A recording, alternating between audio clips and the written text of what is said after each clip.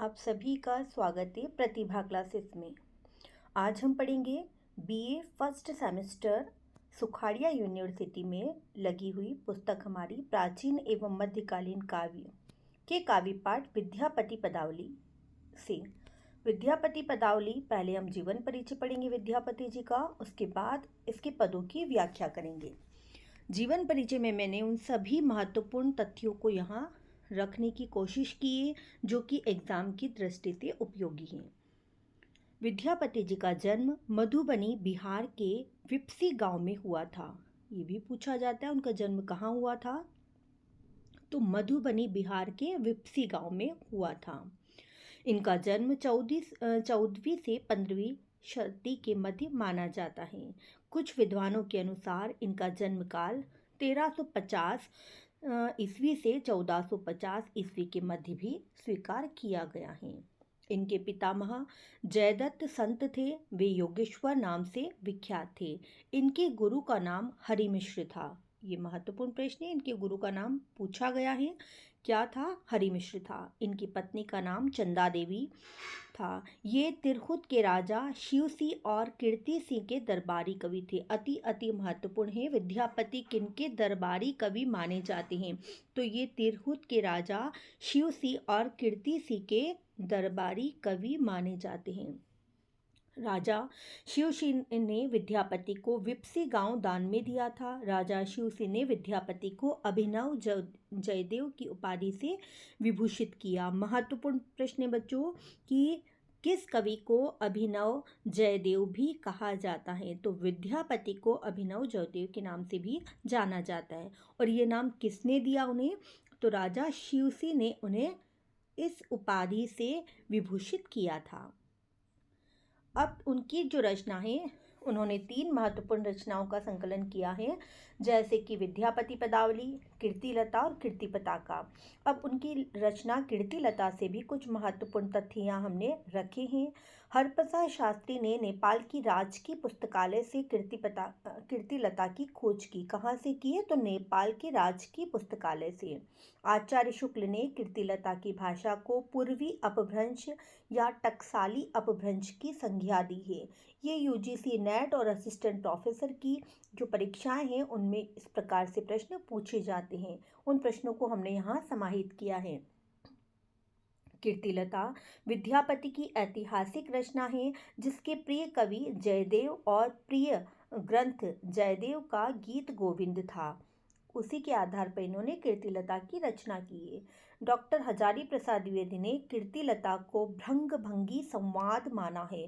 महत्वपूर्ण प्रश्न है ये भी कि कीर्तिलता को भृंगी संवाद किसने माना है? तो किसने माना है? हजारी प्रसाद द्विवेदी जी ने। विद्यापति को आदिकाल और भक्ति काल का संधि कवि भी कहा जाता है। ये भी प्रश्न पूछा जाता है कि किस कवि को संधि कवि, मतलब कि दोनों के मध्य का कवि माना जाता है? तो आदिकाल और भक्ति काल की संधि कवि विद्यापति जी को माना जाता है। एकमात्र कवि हैं जो संधि कवि के नाम से जाने जाते हैं। कीर्तिलता में विद्यापति के आश्रयदाता राजा कीर्ति सिंह की वीरता और उदारता का वर्णन है। विद्यापति ने कीर्तिलता में स्वयं को राजा कीर्ति सिंह का लेखन कवि स्वीकार किया है।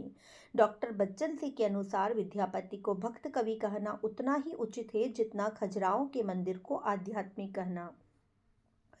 विद्यापति को भक्त मानने वाले विद्वान हजारी प्रसाद द्विवेदी हैं, जो कि चैतन्य प्रभु तथा श्याम सुंदर दास जी। अब इन तीनों कवियों ने विद्यापति को भक्त कवि के रूप में स्वीकार किया है, लेकिन आचार्य रामचंद्र शुक्ल ने इन्हें श्रृंगारी कवि कहा है और इनके विषय में कहा है। ये तथ्य भी बहुत बार एग्जाम्स में पूछा गया है।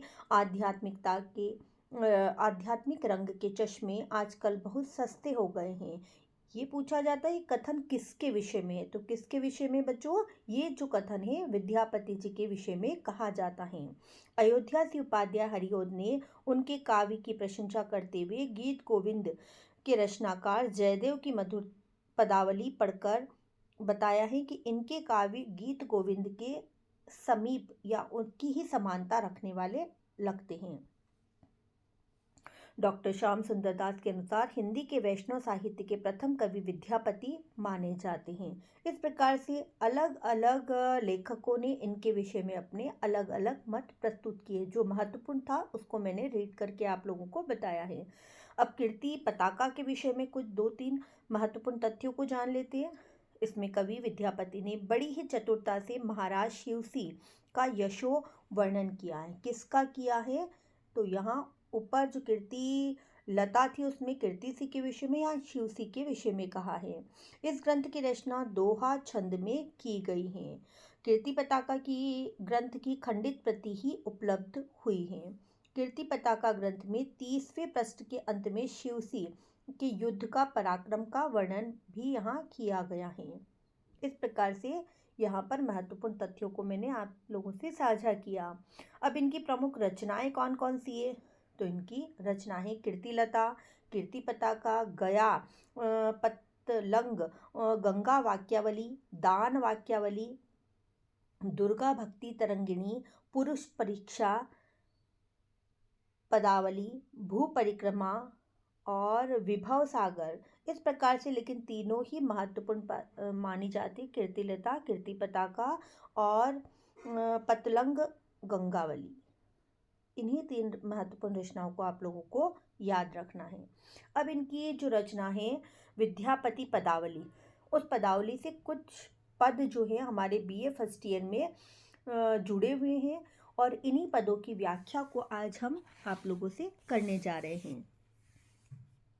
पहला पद है नंदक नंदन कदम बेरी तरु तरे, धीरे धीरे टरिल बुलावा। अर्थात कि यहाँ पर जो पहले प्रसंग की चर्चा कर लेते हैं। प्रस्तुत जो पद्यांश यहाँ लिया है उसमें कदम्ब के वृक्ष के नीचे या उपवन में, कहाँ? यमुना नदी के एक उपवन में कदम्ब के वृक्ष के नीचे जो हमारे कृष्ण भगवान हैं वो राधा के आने की प्रतीक्षा कर रहे हैं।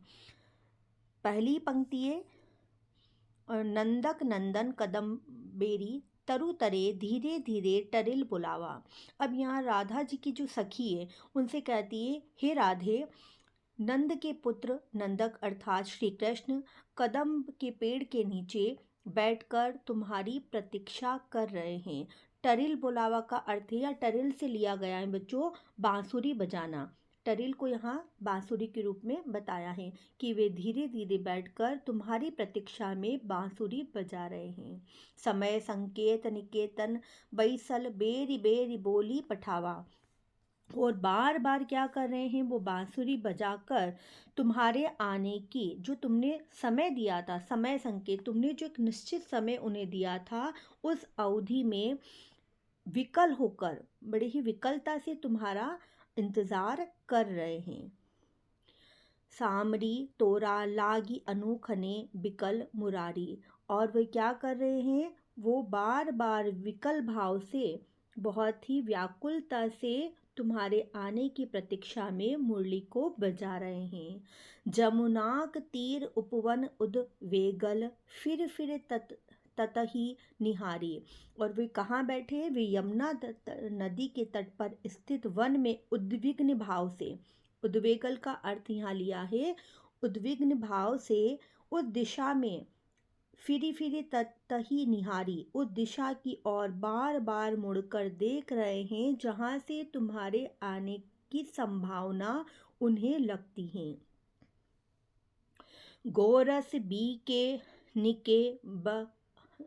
निके अब इते जाइते। अब क्या है? गोरस बिके अर्थात कि और क्या कर रहे हैं आगे? उन्होंने बताया है कि वहाँ से आने जाने वाली जो भी दूध बेचने वाले हैं या गोरस को लेकर जो महिलाएं उधर से गुजर रही हैं या निकल रही हैं, जनी जनी पूछी बनवारी, और बनवारी मतलब कि भगवान श्री कृष्ण उनसे तुम्हारे आने का संकेत पूछ रहे हैं या तुम्हारे बारे में बार बार उनसे पूछ रहे हैं कि कहीं तुमने राधा को उधर से आते जाते तो नहीं देखा।